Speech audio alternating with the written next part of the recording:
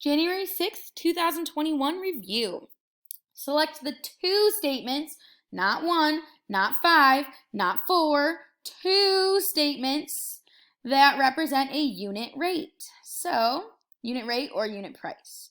All right, so the first one, bananas cost $4 per pound. So for 1 pound.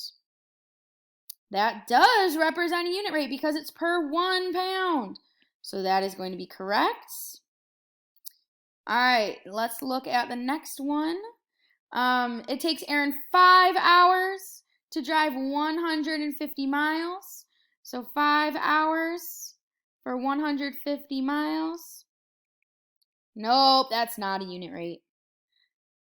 Because remember, there's not a 1 in our denominator there. That's 150, not 1, 150. All right, next one, 12 cups of sugar for every 3 gallons.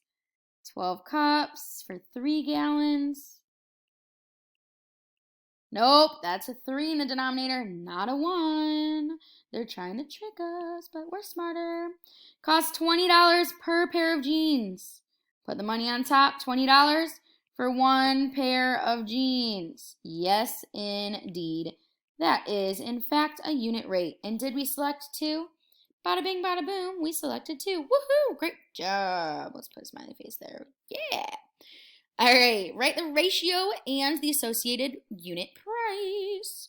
All right, this one, we have $35 for 7 bags of chips. Whoa, they must be some good chips. All right, so $35 for 7 bags of chips. Remember, put the money on top, money on top. So $35 for 7 bags of chips. I'm going to put 7 bags. So our unit price, we're going to do that $35, and we're going to divide it by 7 bags. What's 35 divided by 7? 35 divided by 7 is 5. So it's going to be 5 what, though?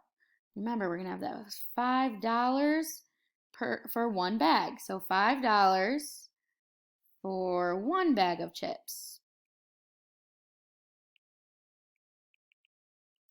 $5 for 1 bag of chips. And that is going to be your answer.